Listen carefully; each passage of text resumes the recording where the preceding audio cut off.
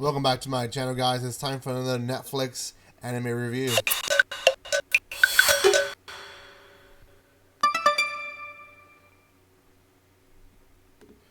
Welcome once again, and hey, isn't it great to be finally, or at least for me, finally posting videos again at a regular pace. I'm trying my best to continuing my regular pace as I used to, whatever months ago. I'm also being more active on Discord as well as TikTok and Twitter. So make sure you guys, please, do your best as well to just kind of follow me there, and you guys can tag me on any news or stuff like that. Today's is going to be an anime review, though. It's not going to be news. I already released that earlier today, but today's review is going to be on Great Pretender. You can find this one on Netflix. That is the only place that it is licensed right now. Other places you can find them maybe not so legal. It is also dubbed and subbed and dubbed in multiple languages. Netflix does a great job with that. What it doesn't do a great job is releasing it on time. So, anyways, you probably have heard maybe of this one, or at least have heard snippets of it. I am here to review it and tell you how good or how bad it was.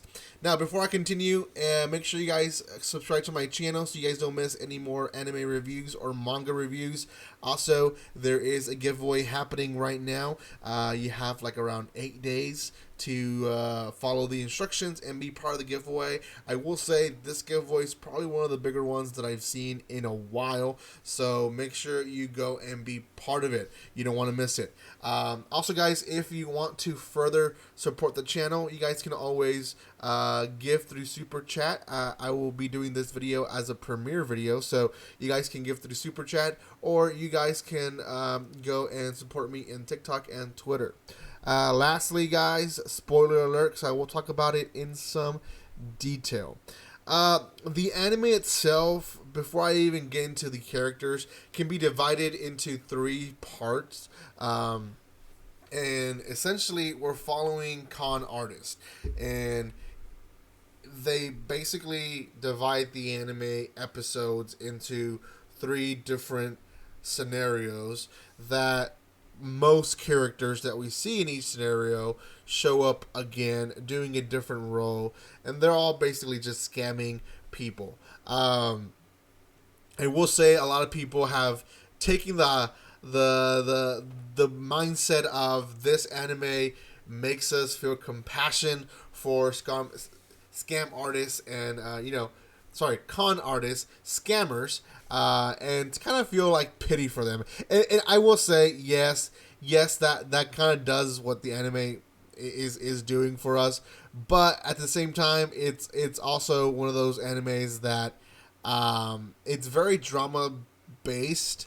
And although it does lead us to have compassion for them, they only are scamming scummy people, like people that deserve to be scammed, rich people that have become rich by taking advantage of the lesser citizen. So we follow our main character Makoto, and Makoto is a Japanese scammer. He's a very low end scammer, and essentially one of his teammates, Kuruo, he kind of sells them out and gives them away to this guy called Lauren. And Lauren basically is looking for new people, and he's specifically looking for a Japanese guy who can play off a doctor of a medicine. He is in a new scam that he's trying to scam this guy on drugs. So Makoto thinks that he's going willingly and ends up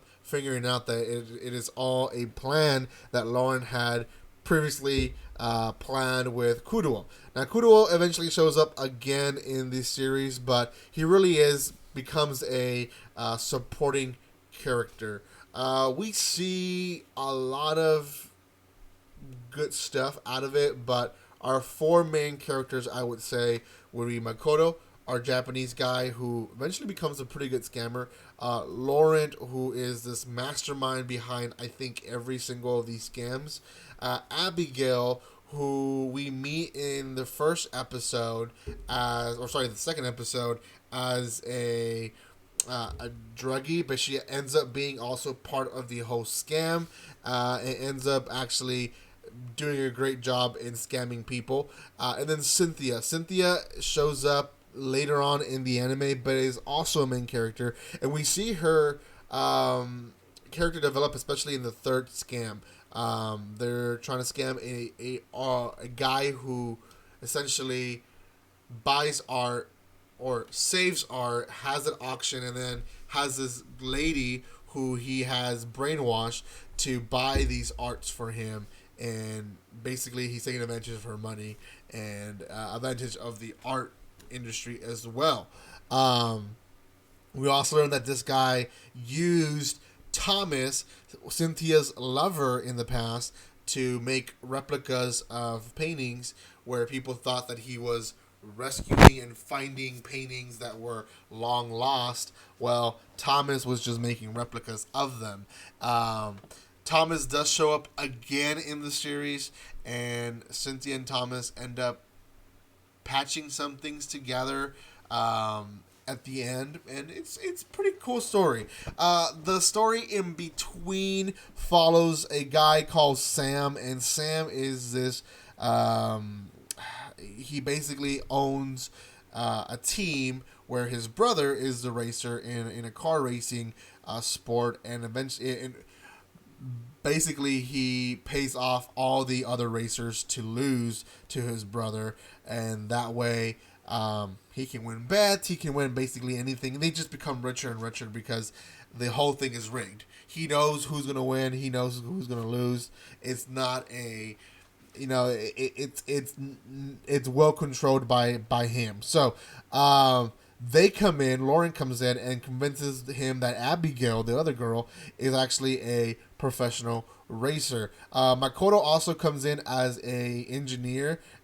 He takes some time off and he decides to be an engineer, and comes to it that he figures out that the whole reason he was training to be an engineer was for this. He was once again tricked by Laurent to be trained in something that he didn't want to be trained in. Makoto ends up actually being also a main part of this scam and helping basically trick people to trust him. At the end of the day, actually, Abigail doesn't actually win the race, but they do make it seem where she does. Like, they pre-record stuff, and they put a window cover where the fireworks show that Abigail won.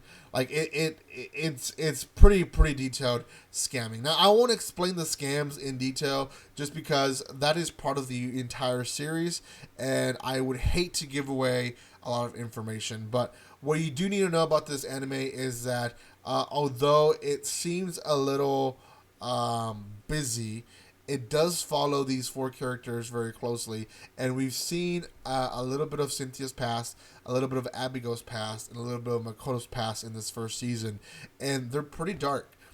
Cynthia had a lover who it ended up not working out really well.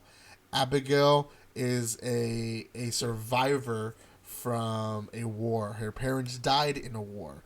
Makoto is a kid who, because of faith, dad was arrested, and everyone accused him and his mom of being, just like his dad, and he ends up being a street rat because of it, and his mom doesn't do well and dies. There's hurtful past in all three of the characters, and I'm really interested to see what Laurent's past is, because Laurent seems to be the mastermind of everything, but we don't know much about him yet. So I'm really interested in season 2. It's already confirmed. I believe it's starting next year, or actually I believe it's starting this fall season, if I'm right. I think it got pushed back to its original time, but anyways, we won't see it until later on in the year of 2021 because of Netflix, unless you watch it somewhere else.